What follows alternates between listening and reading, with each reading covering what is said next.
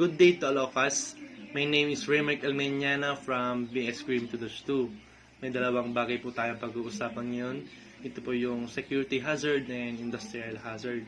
But before we start to discuss our topics, let's first define what is hazard. When we say hazard, it is something that can cause harm, like electricity, chemicals, working up a ladder, noise, a keyboard, or a bully at work. Let's move to security hazard. Any act or condition which may result in the compromise of information, loss of life, loss or destruction of a property of the objective of the installation. It is usually used to describe a potentially harmful situation, although not usually the event itself. Once the incident has started, it is classified as an emergency or incident. For example, yung bangko ay pinasok ng mga kawatan dahil nais nilang kunin yung pera, kaya pinagtangkaan nilang patayin yung security guard. Let's move to industrial hazard. Industrial hazard may be defined as any condition produced by industries that may cause injury or death to personnel or loss of product or property. And we also have 3 types of industrial hazard. First, chemical hazard. This means any substance that can cause harm primarily to people.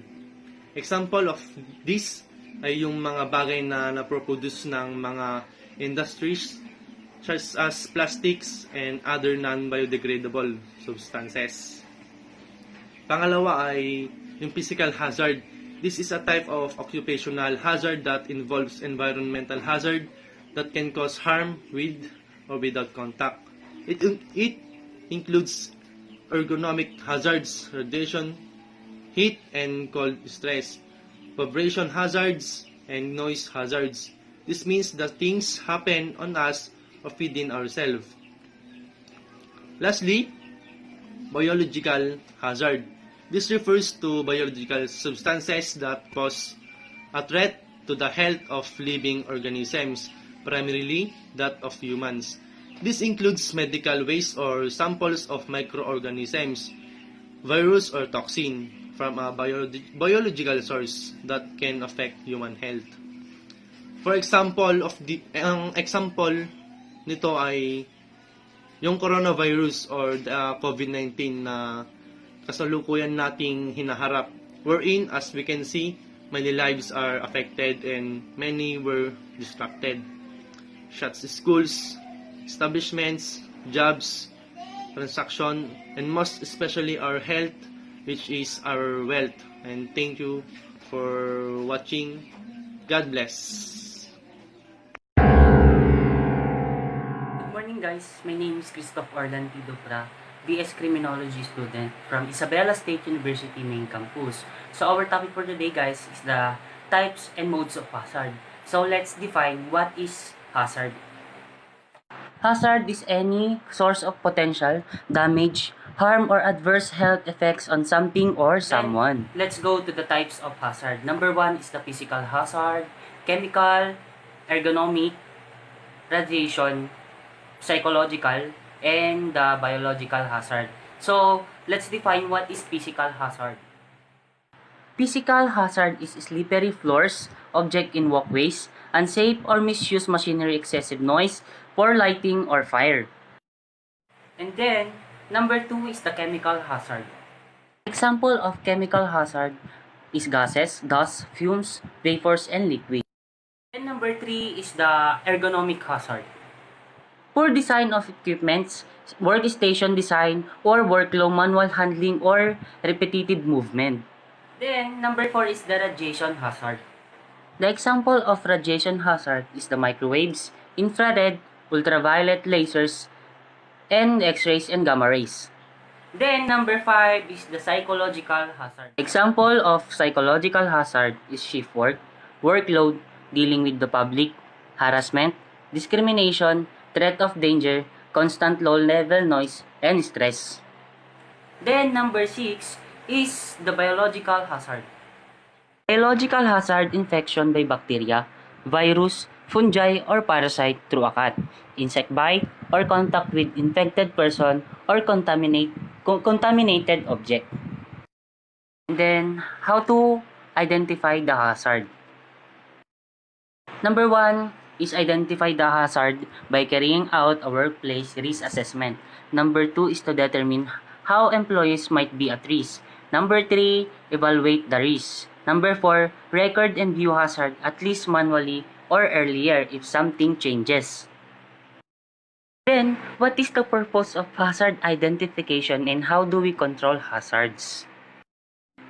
The purpose of this procedure is to ensure that there is a formal process for hazard identification and risk assessment which will effectively manage the hazard that may occur within the workplace. Then, let's go to the control measure of hazards. Number 1 is eliminate the hazard. Number 2, substitute the hazard with a lesser risk. Number 3, isolate the hazard. Number 4, use engineering tools. Number 5, use administrative tools. Number 6, use personal protective equipment. Then let's go to the modes of hazard. Number 1 is dormant. The situation has the potential to be hazardous, but no people, property, or environment is currently affected by this. Then number 2 is armed. People, property, or environment are in potential harm's way. Number 3 is active. A harmful incident involving the hazard has actually occurred. Often this is referred to as an emergency. Ako nga po pala si Michael P. Delossantos, Business Criminology 2. So, pag-uusapan natin ngayon ay yung 3. Sabotage.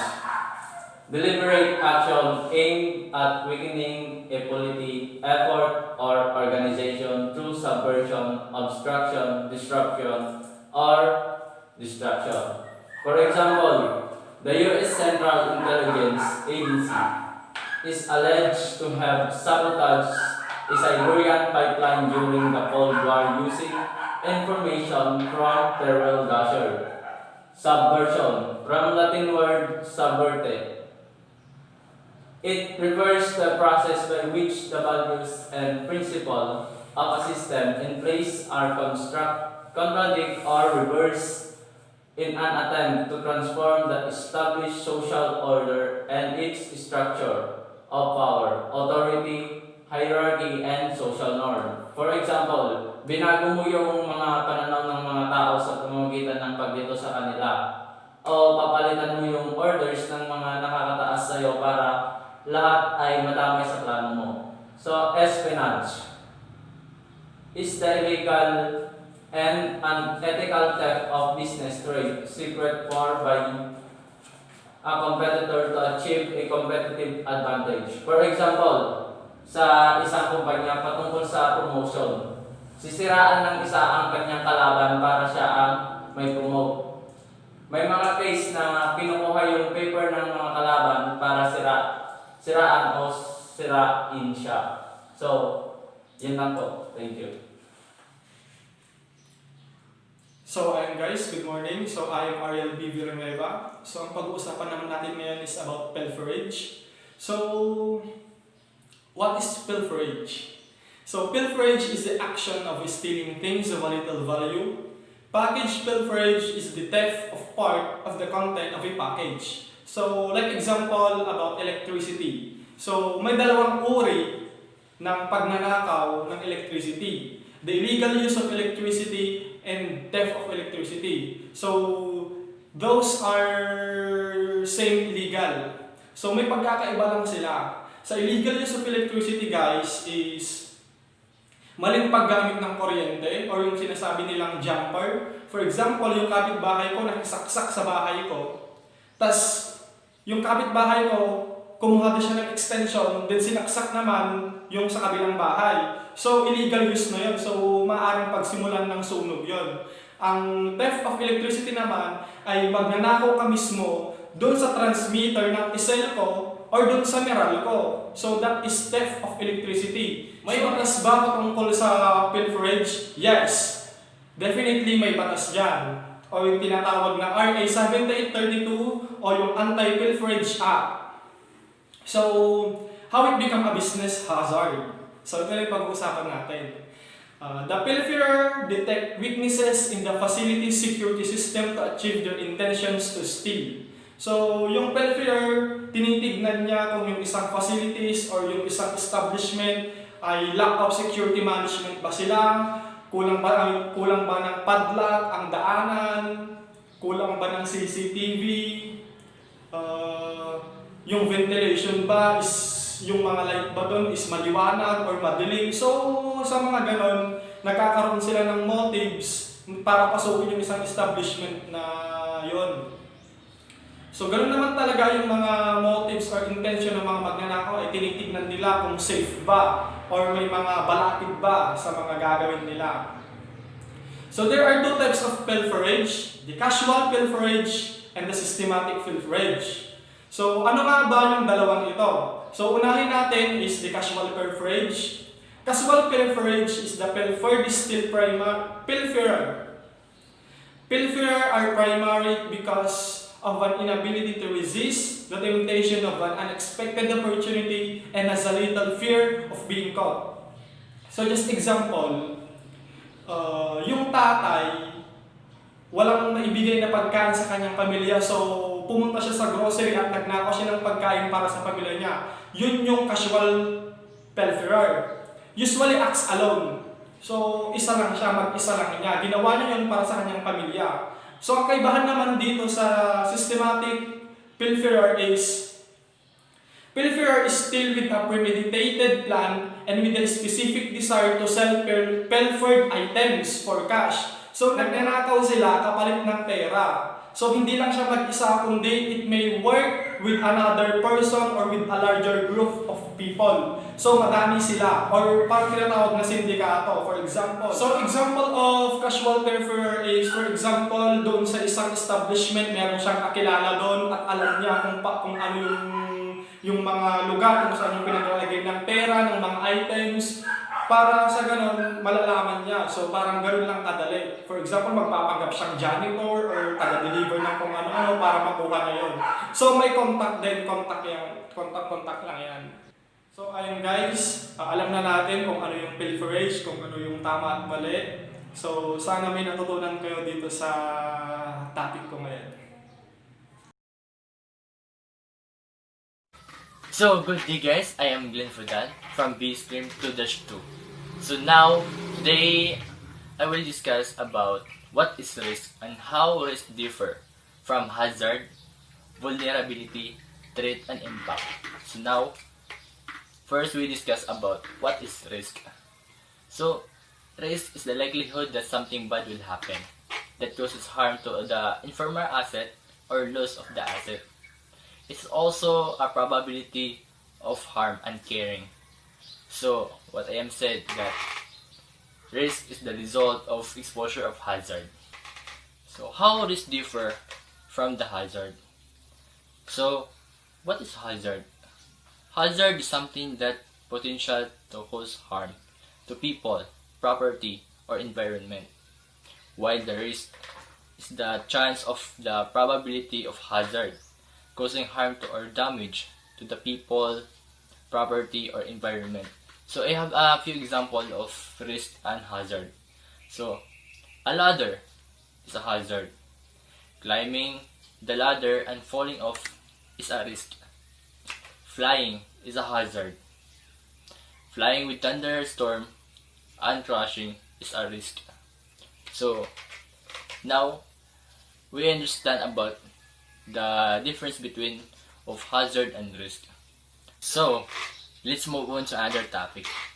How differ risk from vulnerability, threats, and impact? So, first, what is vulnerability? So, it is a weakness of or gap in the protection system which can be exploited by threats to gain unauthorized access to assets. See, so a vulnerability is a weakness that can be exploited in order to attack you.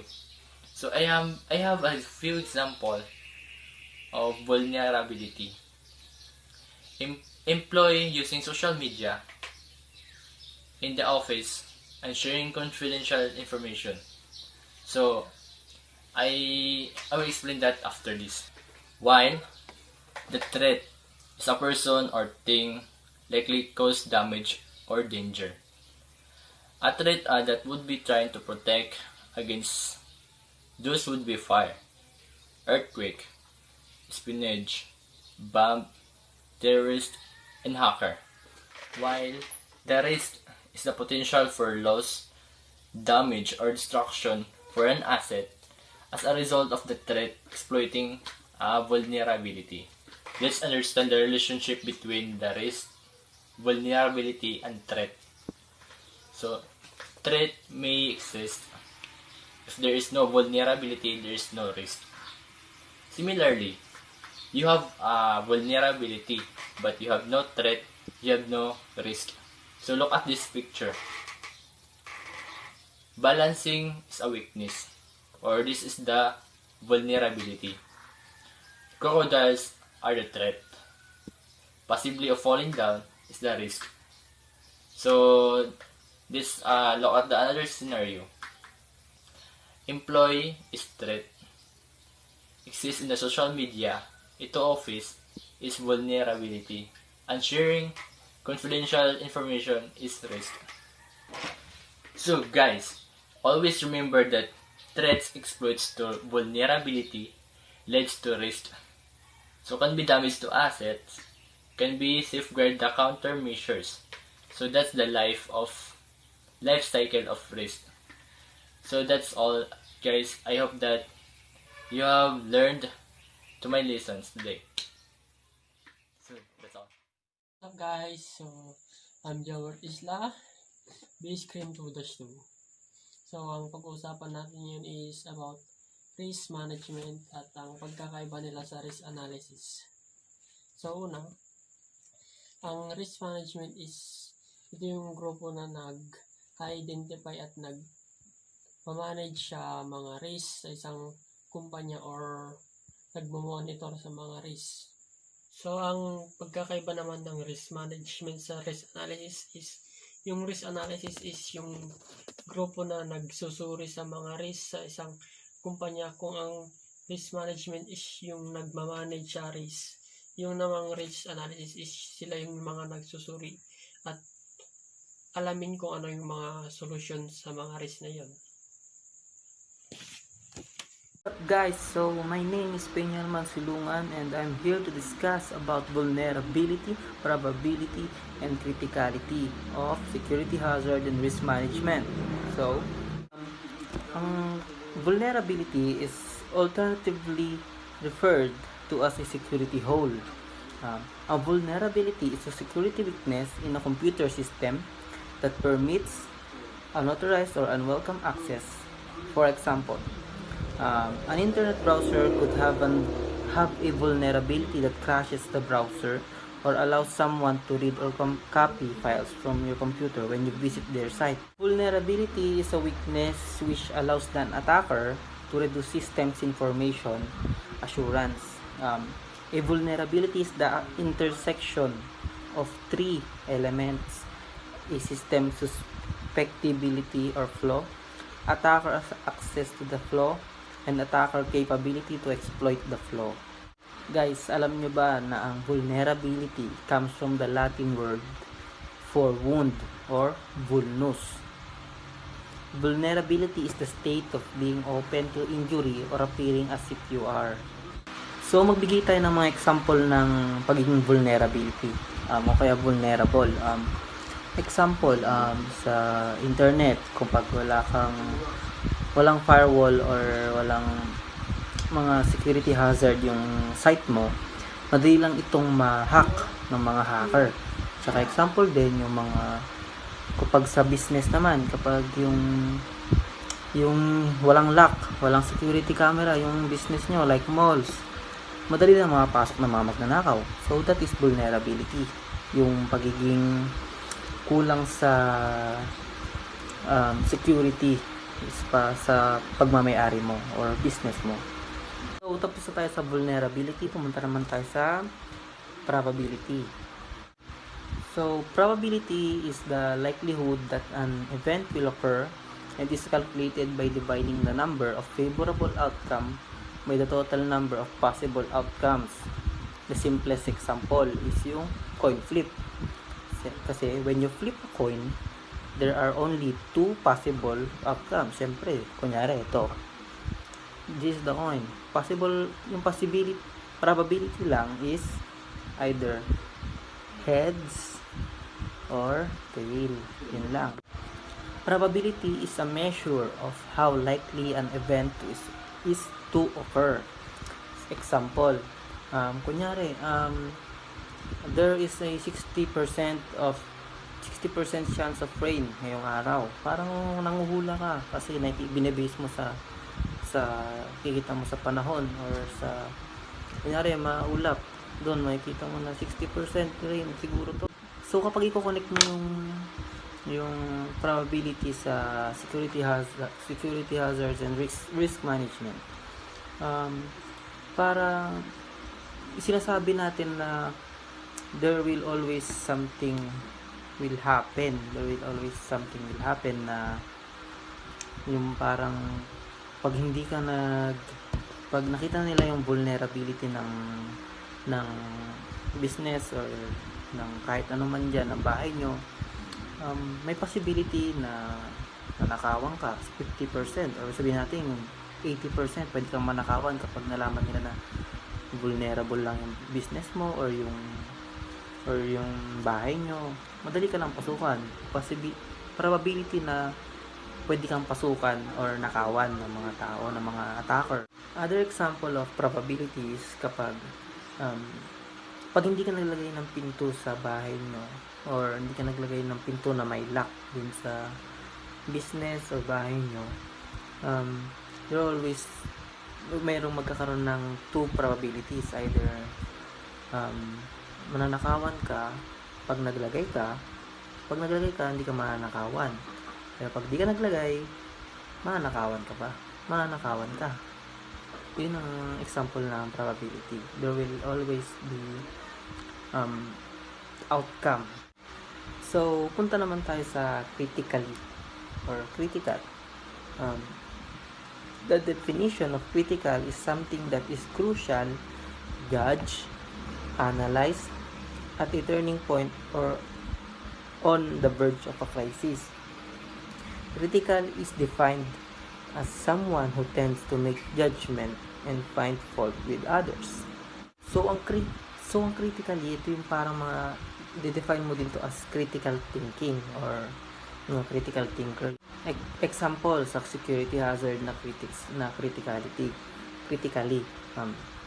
Kapag isipin mo, pag hindi ka naglagay ng pinto dyan, ng lock, mananakawan ka. Yun yung naiisip mo na agad na possible outcome na mangyayari kapag di ka naglagay ng lock or kunyari, hindi mo lagyan ng bintana yung mga paglagyan ng bintana.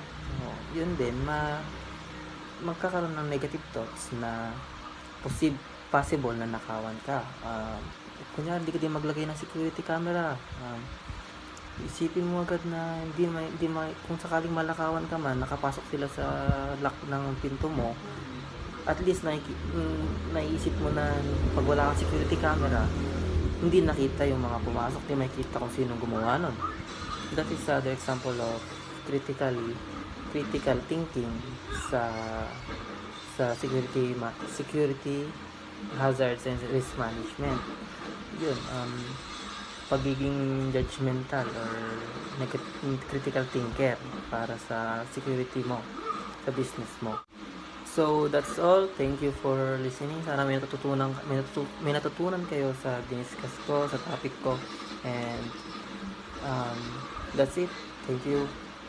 Goodbye. Hi, my name is Gleen Vicente, a BS Crime student of Isabela State University main campus. So, the question that I'll be going to answer is that what is the so-called loss event profile, loss event probability or frequency, and loss event criticality? Let's begin with loss event profile. This analyzes all the pure risk events which are likely to happen. The analysis looks at all factors which would produce an incident, utilizes statistics and previous experience, and eventually determines the complete range of threats and risk. So, second, loss event probability. This stage in the process analyzes the likelihood of threats and risk identified in loss event profile becoming a reality. The physical and social environment, past data, criminal trends, and etc. are all taken into account in determining the probability of the risk actually taking place. Risk can be rated under a variety of headings. And for the last one, the loss event criticality. This stage looks at the financial cost for the direct and indirect which would result from incident taking place. Direct costs are easy to estimate, but account must be taken of the indirect and consequent cost. Example is the reputation, the goodwill, community relations, employee morale, and etc. Criticality may be rated as fatal to the organization down to the seriousness unknown, with a number of divisions between. The final step in the process is to arrange the entire body rated risk into a sequence of priority for countermeasures attempted. Accept, modify, eliminate, and transfer. These are the methods of handling risk. And the preventive measures are policies and procedural control, hardware, electronic systems, and personnel. So that's it. Hello everyone, my name is Olive Salvador, BS Criminology 2-2 from Isabela State University main campus. So let's start. I will be going to discuss the probability and criticality matrix and how it works. So first, probability is a mathematical statement concerning the possibility of an occurring event. Probability cannot stand alone when the security manager analyzes which security problem to address first. For example, ascertainly that someone will steal money from the company cafeteria may not warrant attention as immediate as the possibility that someone might tamper with the software used to maintain company inventory, purchasing, and order information, even when the probability of such tampering is only moderately probable. So, the criteria should be stated in such a way that there is a little room to interrupt differently. The criteria should be defined for environmental, health and safety, operational, and depending on industry and consumers can be included. So second one is criticality. Criticality has been to mean the impact of loss as measured in dollars. It's an extremely important concept for security managers to understand. In general, company executives who usually think in items of cost. Benefit analysis will be interested in spending money of security if the cost is greater than the potential loss of money. Unfortunately, many security directors fail to explain the criticality is for more than just the direct cost of items lost. And there are few points to keep in mind when conducting the criticality analysis. First, break it down to the significant piece of equipment, not the individual component level. Second, if evaluating a process, no equipment contained within it should have a higher criticality rating. Third, the analysis is large undertaking, so break it down into a series of sessions, with each session focusing on a specific area of the operation. And the last is record the criticality rating in the equipment records for use in planning, scheduling, and other activities. So remember, to find success, you must first solve the problem, then achieve the implementation and solution, and finally sustain winning results. And that's all. Thank you.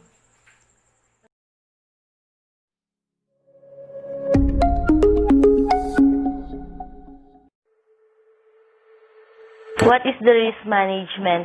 Risk management is an important business practice that helps businesses identify, evaluate, track, and mitigate the risks present in the business environment. Risk management is practiced by the business all of sizes. Small businesses do it informally, while enterprises codify it. Businesses want to ensure stability as they grow. Managing the risks that are affecting the businesses is a critical part of stability. Not knowing about the risks that can affect the business can result in losses for the organization. Being unaware of a competitive risk can result in loss of market share. Being unaware of financial risk can result in financial losses. Being aware of a safety risk can result in an accident. Why is risk management important? Risk management is important because it tells business about the threats in their operating environment and allows them to preemptively mitigate risk. In the absence of risk management, businesses would face heavy losses because they would be blindsided by the risk. Before determining the most effective risk management strategy for your situation, there are 5 steps to take in. First, assess the risk and best solution.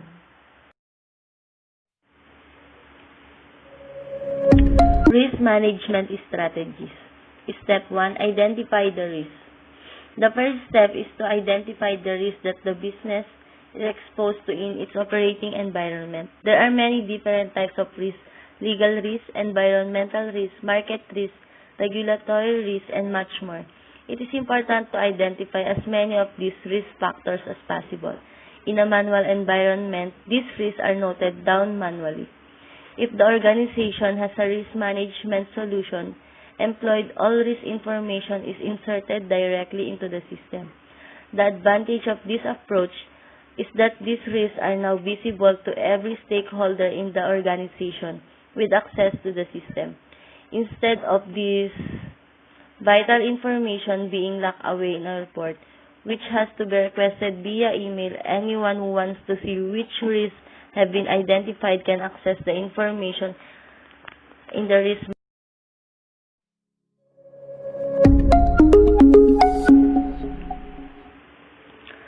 Step 2. Analyze the risk. Once a risk has been identified, it needs to be analyzed. The scope of the risk must be determined. It's also important to understand the link between the risk and different factors within the organization. To determine the severity and seriousness of the risk, it is necessary to see how many business functions the risk affects. There are risks that can bring a whole business to a standstill if actualized, while there are risks that will only be minor inconveniences in analyzed in a manual risk management environment. This analysis must be done manually. When a risk management solution is implemented, one of the most important basic steps is to map risk to different documents, policies, procedures, and business processes. This means that the system will already have a map risk framework that will evaluate risk and let you know the far-reaching effects of each risk. Step 3. Evaluate or rank the risk. Risks need to be ranked or prioritized.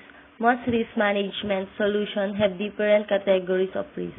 Depending on the severity of the risk, a risk that may cause some inconvenience is rated lowly. Risks that can result in catastrophic loss are rated the highest. It is important to rank risk because it allows the organization to gain a holistic view of the risk exposure of the whole organization. The business may be vulnerable to several low-level risks, but it may not require upper management intervention. On the other hand, just one of the highest-rated risks is enough to require immediate intervention. Step 4. Treat the risk. Every risk needs to be eliminated or contained as much as possible. This is done by connecting with the expert of the field to which the risk belongs to. In a manual environment, this entails contacting each and every stakeholder and then setting up meetings so everyone can talk and discuss the issues. The problem is that discussion is broken into many different email threads across different documents and spreadsheets and many different phone calls. In a risk management solution, all the relevant stakeholders can be sent notification from within the system.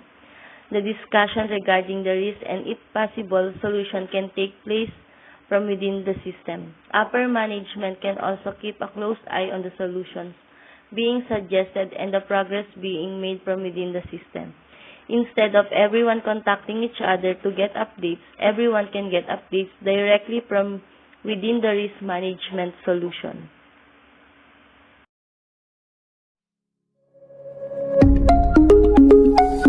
Five, monitor and review the risk. Not all risks can be eliminated. Some risks are always present. Market risk and environmental risks are just two examples of risks that always need to be monitored. Under manual system, monitoring happens through diligent employees. These professionals must make sure that they keep a close watch on all risk factors.